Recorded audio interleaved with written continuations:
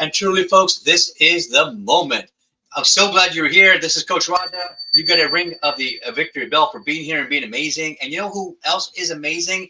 My next guest. Let me introduce you about the one, the only Geoffrey Klein, aka Mr. Purple. He's a TEDx speaker, MIT AI certified consultant, a content producer, and the best-selling author of The Contest Beast. Geoffrey's diverse professional experience includes working in the film industry, real estate, and brand and content marketing. He produces animation and video for his business clients.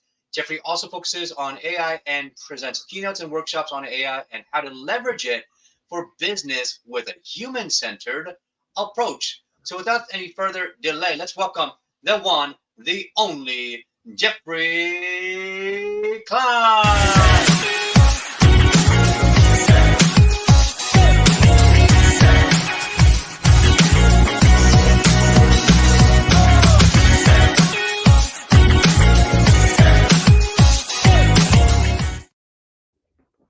Hey, Geoffrey, welcome to the show, buddy.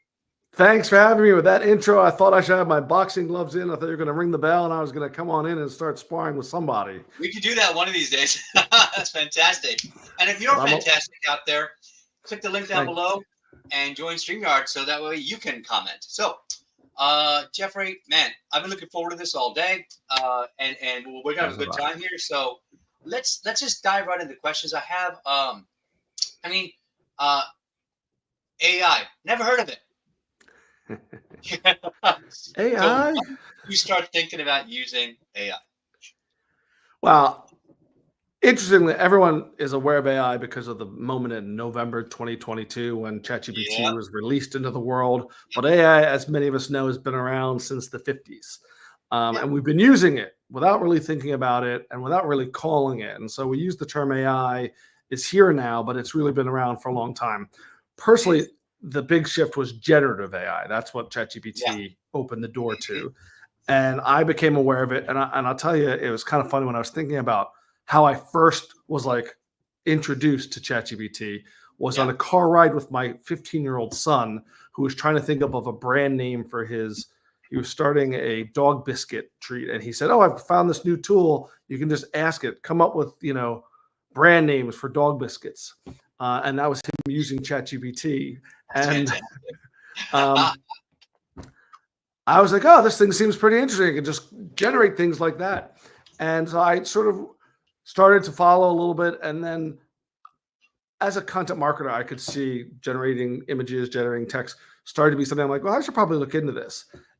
And as soon as I did, I was hooked. I was hooked on, I refer to myself as an NTG, a non-technical geek. Because I love technology, even though I'm not a coder and I can't illustrate and all these things, but I've always been an early adopter from technology. And this is, I think I could feel like many people like, whoa, this is going to be different. Is the next generation. This feels like the next wave. Kind of like when the internet came, everything was about to change. Like when we got DVD players, we finally got rid of VHS. That's when things were changing. And now it's all streaming. So things are changing. And I think change is hard for people. And I think, it's funny that my father, who's kind of a futurist, he loves new technology, but he doesn't like to change personally. He likes to live in the same house for a long time, same car for a long time. But when it comes to tech, he's always interested in what's coming next at 84 years old. And so I think I may have inherited that from him. Oh, that's beautiful. And he was in AI as well. He was loving, he's a former judge and was looking at it from the legal perspective, what it could do, and start making up cases and things like that. So about a year and a half ago, so I was a little late. I was probably 6 months after the GPT explosion when I just fell down the rabbit hole. That's how I explain it to people. And I started consuming as much content as I could on it, daily podcasts, newsletters, talking to people about it, and really trying to learn as much as I could.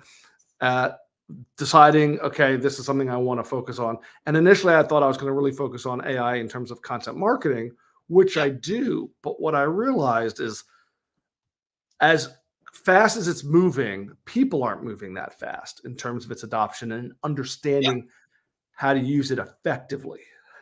And so I saw an opportunity to really kind of, I think as an educator, I think one of my kind of secret sauces is be able to take a lot of stuff, synthesize it, and then share it with someone kind of in plain language in a way that's going to be accessible and actionable. And so that's what I've been trying to do, is help people understand it in a way that they can understand it and then start using it in a way that's more than just playing around with it. Although my biggest advice for people new to AI is go experiment, go and play. That's a good way to kind of learn. But if you're an organization, maybe you should have a little strategy. That's how I look at it. Yeah. So why did you decide to deep dive into AI for business? I think I've referenced this a couple times. So many other tools. So why this one? So Jerry Seinfeld, who I am a fan of, he spoke at Duke's commencement speech this year. And he was talking about how everyone says, follow your passion, follow your passion. And he's like, but passion is kind of sweaty and can kind of be annoying to people around you. And he said, what I recommend is find something that fascinates you. Yes. And that distinction was meaningful. And that's how I described my relationship with AI. The more I found out about it, the more I wanted to find out about it. So it was almost like it was attracting me to learn more. And even though it's going fast, I was like, give me more, give me more, give me more. And thankfully there was a lot of fodder to give me. And so I became fascinated with it. So I wanted to learn. And then as I had conversations, now my wife may tell you that I've become obsessed and can I talk about anything other than AI? And I say every now and again, I can talk about something else.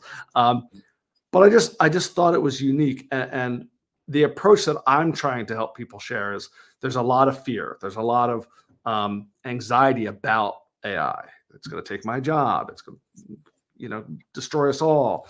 And even if you're not in the fear camp, the doomsayer kind of camp, you're overwhelmed. People are like, I don't know where to start. And I believe that there's a real path to help people approach it. I think the fear can be remedied by education and training. We fear because we don't know. And I think the more we understand about it, so that's why kind of my mission has become to try and help people, elevate AI literacy, to help people understand how they can embrace it, use it as a tool. And the real thing is about how to use it. If you use AI effectively, I think what really stands out is, someone said it earlier in a podcast, was like your humanity. That's the difference maker now. So how can you be more human in the age of AI? Well, I mean, this reminds me of back when the .com bubble was about to burst. That's 1999.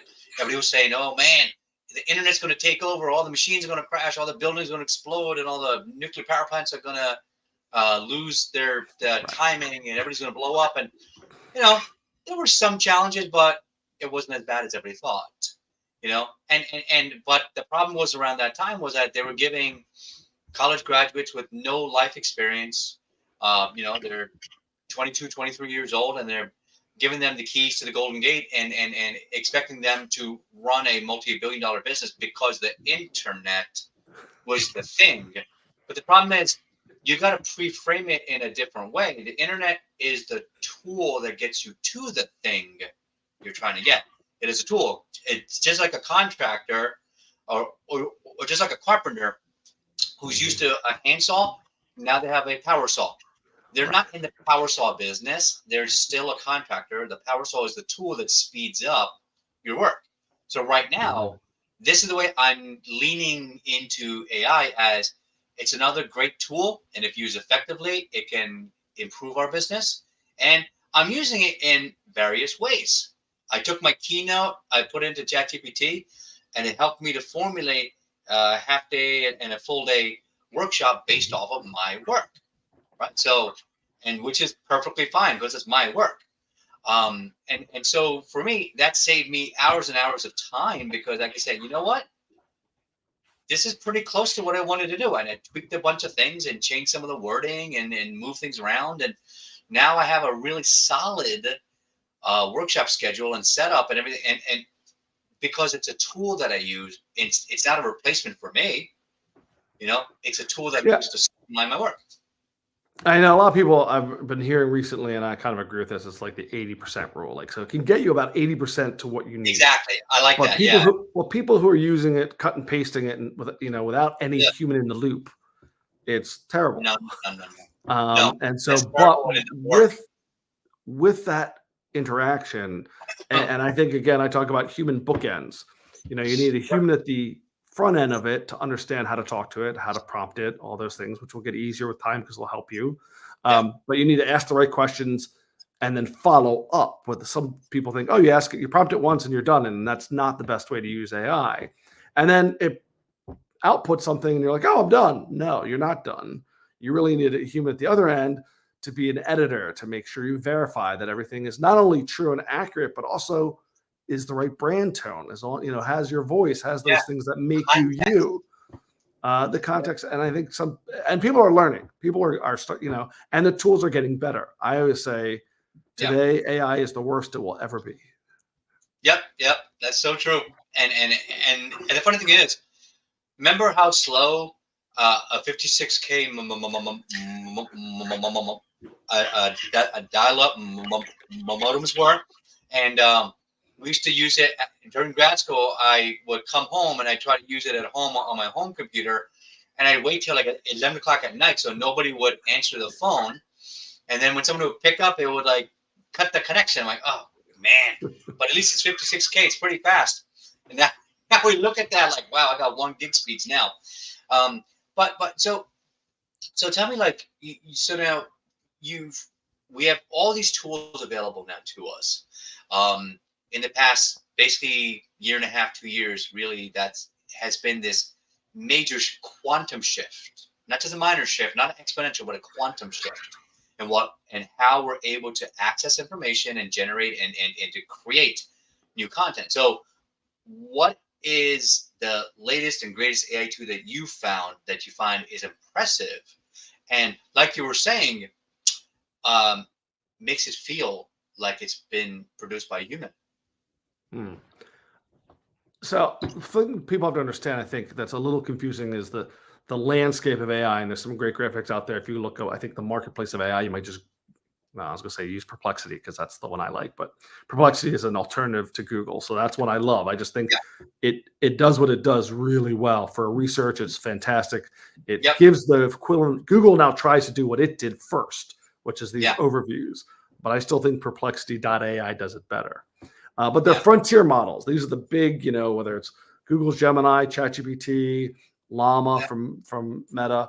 And then there's these ones that are wrappers. So they basically are building on top of the frontier models. And so they have lots of things that are, but Google has a tool that has just gotten a lot of buzz in the last couple of weeks. It's been around for a little while.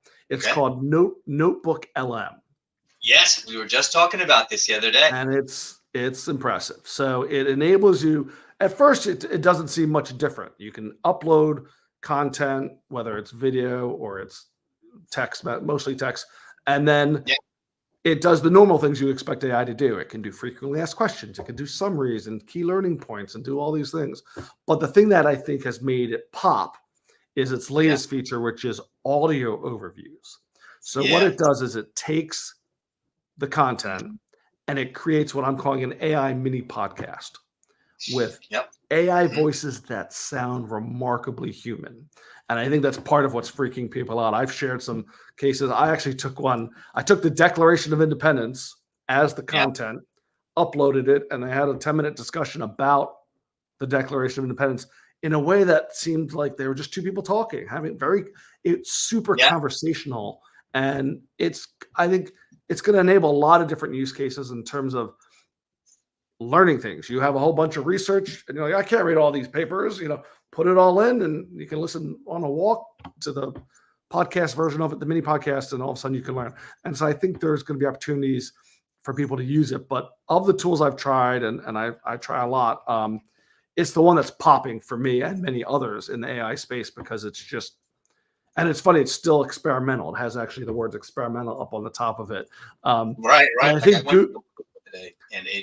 Google's starting to realize they've got something here.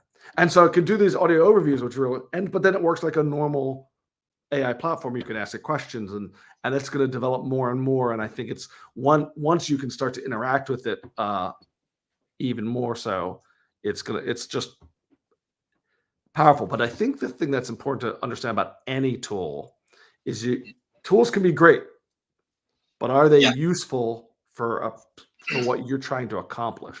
So you need to match the tool with the use case.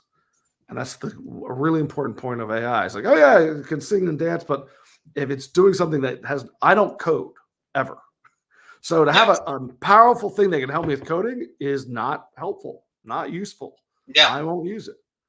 So you have to understand, well, for me, those tools, of which there's some really powerful ones, isn't the thing that's going to make it impressive to me. No, not at all. But yeah, Notebook LM is pretty cool.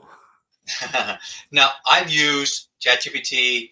I've used Gemini. I've used Perplexity. I've used some of the other ones just to, play around with images and try to get different kinds of, summaries or information. Like, what are the five challenges of this association that a professional speaker can answer to? It's great for getting that sort of preliminary information. But I love how you said earlier, it's sort of the 80%. It's like, yeah, it'll get you 80% of the way, but it's not the answer. It's the tool that gets you closer to the answer. And if we see it that way, and honestly, I grew up watching Terminator, and so I think Skynet is somewhere around the corner. And I always wonder, how close are we really to something like that? So this is just kind of off the cuff here. What do you think? When do you think AI will become self-aware? Oh, that's the kind of trillion-dollar question, I think, is actually how you frame it. So I create something called the AI worldview spectrum, which has and everyone can plot, whether you're a doomsayer who's thinks it's coming today, to the effective accelerationism camp, which are like AI acceleration at all costs. We don't care what happens. We don't even care if a new species that's not human comes and rules the world. And I love the quote that was when IBM Watson beat Ken Jennings in his Final Jeopardy answer. It says, "And I, for one, welcome our computer overlords." I know. I think there's, I'm about to put a post out, an infographic on the 5 levels of intelligence that OpenAI kind of leaked. And we're kind of at level 2 to 3 where agents, are starting to come. It was, to chatbot and then reasoning, which they say we're kind of at now with 01, and then agents are next, and eventually organizations, when an AI can be a whole organization. Wow. I think it's going to be, there's some people in the space that think it'll never happen, but I think there are enough people who think it's coming. I try not to have too many sleepless nights about the existential threat. And I think it's important to understand that there are people who are going to be chasing that. AI's mission is to achieve AGI, which is basically when computers are smarter than us, for all, to have it for everyone. And I think we are having, the Terminator version. I don't see that as being the end all. I don't think that's where we end up. I think we end up more like the Jetsons, where we hopefully, pardon? Hopefully, I'm an AI kind of optimist about it, and I think we have to hope that good will prevail over evil. They're going to be bad actors who are going to, I'm more worried about the misuse of AI from bad actors. I worry about how they're going to, use it then the computer's taking over, or somebody's mortgage or social media, and there's just all sorts of nonsense with people with too much time on their hands, and but you know what? Let's think about something positive. And you have a great gift that you want to give down below, so there it is down below. Tell us what they're going to get when they click on that link, Geoffrey. It's a cheat sheet for how to use AI more effectively. So it goes over my theory of human bookends, and then actually has it has a prompting guide. So it has some tips and tools for how to talk to AI and talk about the human bookends, about what you need to do. But then it has a prompt engineering framework. And I think the thing about prompt engineering, there was a time where people thought that prompt engineering was going to be a job, and I don't believe it will be. I think it's a skill.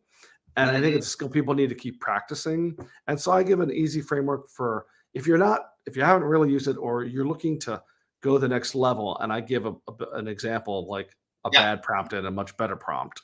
Um, it's Right. it's a framework to start speaking to AI in a way that's helpful, that will get you better results than if you just ask it without having some sort of thought and being mindful about it. So I think there's a lot of different versions of how to prompt. This to me, I've looked at a lot of them and created ARTIF. It's an acronym for how to approach it, and I think it's a really useful way just to think about how you talk to it, how one of the advices a lot of people give is you want to be conversational with AI when you're asking it stuff. There's some people said, I remember saying, think of AI and ChatGPT as like a good intern. I like to think of it more, I think it's a little more like a junior associate who happens to be incredibly bright because they have access to the entire internet in their brain. Yeah. So it's, That's pretty quick, right? Yeah. yeah. All So I think right. it's really about, and Mhm. again, I think the biggest thing is, because it's trash in, trash out. If you give it bad prompting, you get Yep. bad results. And then, of course, Awesome. it's important, All again, right. as we said, to verify. Got it. Got it. That's great. So let's click on that link down below. Make sure you grab that. It'll be in the show notes, and it'll be in the post in the comments down below as well. So Geoffrey, we're going to shift gears and talk about the softer side of Sears. Tell us a little bit. It just in a few short words. Um, where'd you grow up? I grew up in Philadelphia in a area called Overbrook. I had to live in the city limits because my father Woo-hoo. was a judge in Go Philadelphia. Philly. All right. Beautiful. What I'm a big about Philly sports fan. yeah? What about growing up? Um, growing up, was there a movie or was there a book that really influenced the way you think now? I mean, I'm a movie fanatic, so I've loved movies, from Yeah, day one. I think it's almost a cop out to say Star Wars but and E.T., certain movies that I think yeah, um, they're all great. showcased just, and I think again, they all have an emotional core to them. And I think Absolutely. when you think about effective movie, I'm a big fan of the art of storytelling. And so I Yeah, think it's when these movies that's have right. the ability to do what good content should do, which is entertain you and educate you, make you feel something.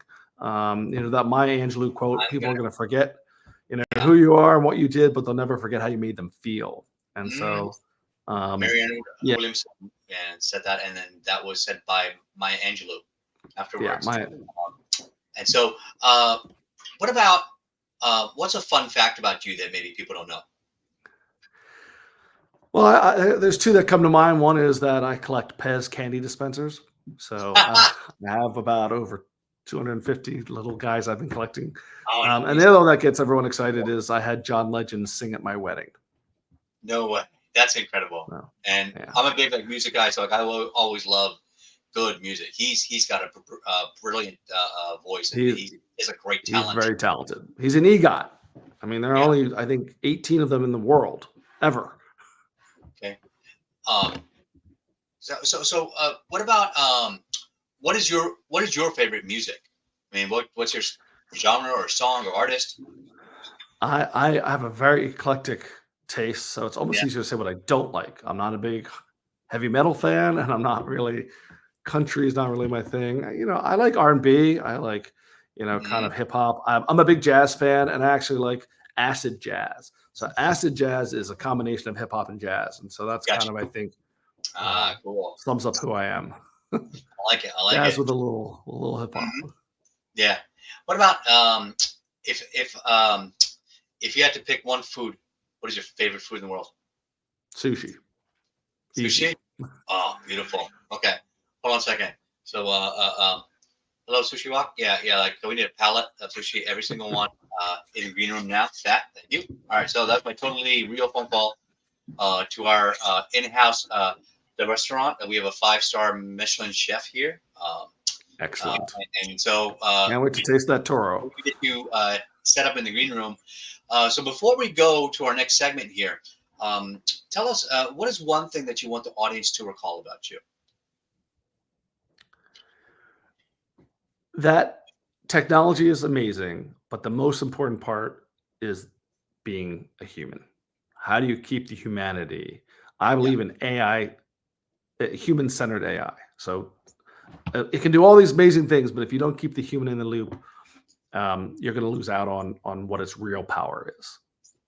Beautiful. I love it. I love it. Thank you so much, Geoffrey. You've been amazing. You're going to ring the victory bell. Those that are watching on live, you get to thrive. And if you're on the replay, you get to play again. Give us some likes, give us some hearts, give us some thumbs ups, and let's keep this ball going. So, Geoffrey, we're going to send you to the green room. Save me some food, and we'll see you shortly. All right. So, while he's enjoying that, we have our sponsor segment. I would like to share with you. We have a few sponsors here today. So, for example, Talk It Out. If you want to get testimonials after your event, your show, your summit, your webinar, this is a great way. I just did a keynote last week, and right after the keynote, I shared this. Guess what happened? I got 105 testimonials in less than an hour. So now I can share that report with the event planner and move on to the next one. It's fantastic. Our upcoming event, Potapalooza, is coming up right around the corner. Make sure you grab that link down below. And for those that have not yet joined, we have our free group, Speaker Confidence Mastermind. This used to be my pay-to-play group, and I decided to open it up to create more impact. There is a one-time small fee, and that goes to charity. And that's it. Then you get lifetime access. So make sure you grab that. And speaking of grabbing great things, here you go. There is my recent book that just became a bestseller. And I want to ask all of you right now, if you are not marketing yourself, what are you doing? Here's an example of how you can brand yourself and become the next version of you. When you throw a rock into a lake, what happens? No, there's a splash. You make an impact, and then you get waves. And then you don't know where those waves are going. Those waves are going past around the reeds, and you don't know where that impact is. So all of you out there, when you're on stage, you don't know where your impact is going to end. It's never going to end. All right, folks, for our 60-second mind shift, what Geoffrey touched upon was that it's not just about the content, it's about what the content inspires. He talked about movies and how much he loves movies. I got to say, if it wasn't for the movie The Karate Kid, I may not have ever started karate, because I was looking for a way to stop the bullies, and it aligned with my thoughts of like, wow, here comes a kid, Daniel LaRusso, moving from Jersey to California. He moved to a new school, got picked on just like me. He moved to whole new town like me. He had to make all new friends just like me, and he got beat up by a bunch of bullies for no reason, just like me. And I thought, you know what? How am I going to make this stop? Well, I figured out karate was the life-changing event. So just like AI is a great content tool, it is also can be something that you use to inspire others, not to impress others. Because if anything, George Lucas, when he made Star Wars, was talking about how the science fiction was almost secondary to the drama of the characters. Think about E.T. It was not all about sci-fi. Some of the sci-fi for that time was fantastic, but it's really secondary to the heart story that really made it. Why is it that James Cameron's Titanic was so important? It was not about a boat that sinks. We know the story. I just saved you 3 hours, right? So now you don't got to watch it. But why did it become best picture of the year? Because of the heart. Because that movie was the vehicle to drive a story forward and to make people feel. So let's go back and think about AI as our humanistic version of us using a fast tool that gets us to our humanity even faster. All right, and let's bring Geoffrey back. Let's see what he's been doing and if he saved me any food. Geoffrey, welcome back, buddy. How was all the sushi? Delicious. Thank you so much. Glad I had my chopsticks handy. No, I can see that. That's fantastic. So, going back to our 60-second mind shift, what did you get out of that, and what would you add to that? I love obviously I'm a big movie fan, and I think it's really about understanding the goal is to be more human. What does that mean? I believe that the best way of what we're trying to do is to create connections with each other. So one of the big promises of AI is that it gives you time. It'll take away some of the less interesting, repetitive things that aren't particularly helpful, things we want to do. And it'll free up time to spend more time with our customers, spend more time with the people, our coworkers, on things that are more human, and that allow us to deepen those connections, to deepen our relationships with our customers, with our employees, with our friends and family, because we now have bought time, which is the most precious commodity. And I think so AI can help us be more connected. Absolutely. Thank you so much, Geoffrey. You've been amazing. Make sure you grab his link down below. You're going to ring the victory bell for being here and being so amazing. And one last thing for you. If someone gave you a blank check, what is your grand vision to change the world? Yeah, I was thinking about, for me, I feel very blessed and lucky that when I grew up, I had the opportunity to be a kid. And so I think the change I'd want to see in the world is to develop more programs for kids in underserved places to be a kid, to not worry about the things that in certain circumstances they have to because their parent dies or disaster hits or things like that. So I think allowing children to be children and allowing people to play more would be my way. That's what I'd want to give back to the world. Let's not take you can enjoy what you do, but let's also enjoy life and everything that it has to share for us. Beautifully said. Thank you very much, Geoffrey. All right, everybody, make sure you grab his link down below and check the post for all the show notes. Thank you so much. And this is Coach Raja. As always, believe it and become it. And we'll see everybody on the next show. Bye-bye.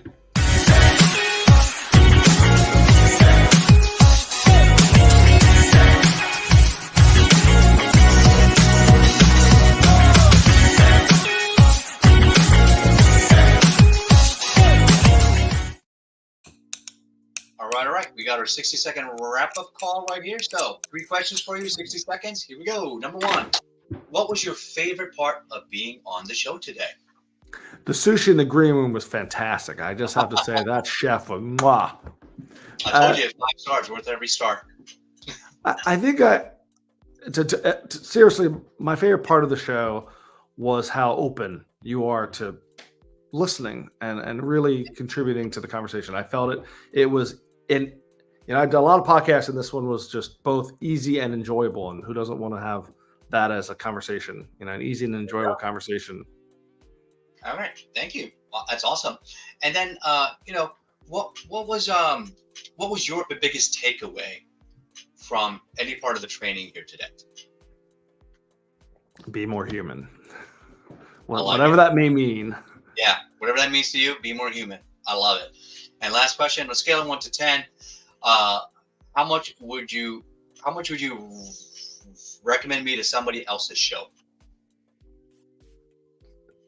What do they do in Spinal Tap? 11. Turn it to 11. Turn to 11. I love it. Thanks. All right, buddy. Fantastic. All right, Podcast Crew knows what to do from here. And you guys, thank you so much. And we are Thank you.